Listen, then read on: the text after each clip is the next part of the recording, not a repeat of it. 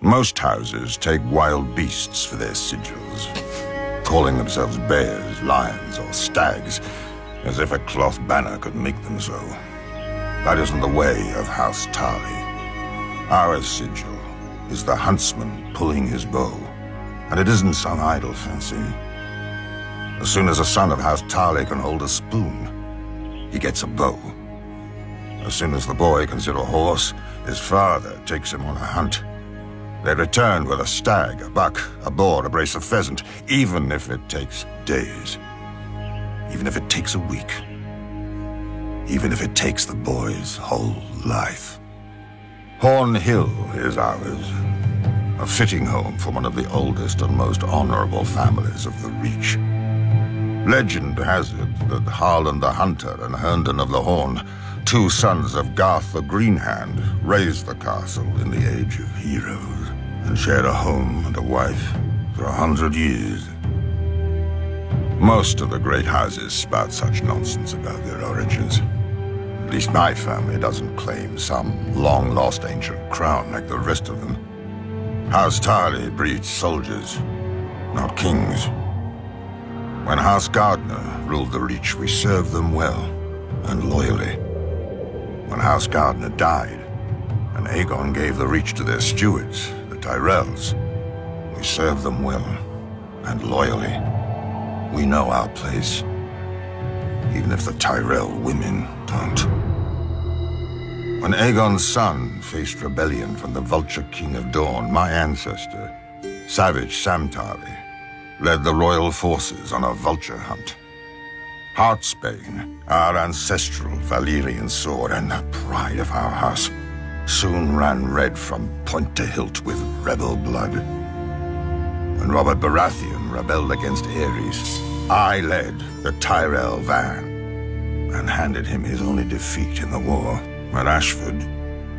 But a hunter knows that a moment's slip can cost him the game. Great houses have fallen from a single weak heir. Samwell looked like a son when he was born, but he grew up plump and soft as a daughter. I'd catch him in the kitchen shoving cakes into his ever-growing mouth, or reading in the garden when he was supposed to be training. I brought masters at arms from all over Westeros to make a man of him.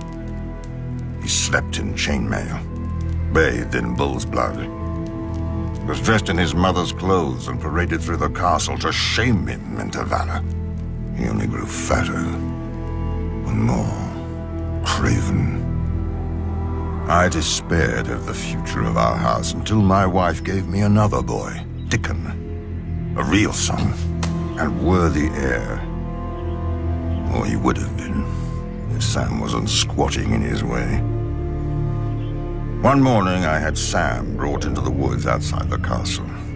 I told him he'd given me no cause to disown him, but Heartsbane should go to a man strong enough to wield her. And Sam wasn't worthy to touch her hilt. Either he would take the black and renounce all claim to his brother's sword and title, or I would hunt him down like the pig he was. Of course, faced with danger and exertion, he chose the coward's path and waddled north to the wall. Some may call me cruel for what I did, but I don't care. I am responsible for House Tarly, as my father was before me and his father before him. If the hunter returns with empty hands, his family starves. If the warrior carries an empty scabbard, his home burns. House Tarly has stood for thousands of years. It will not fall on my watch, no matter how many tears my family sheds.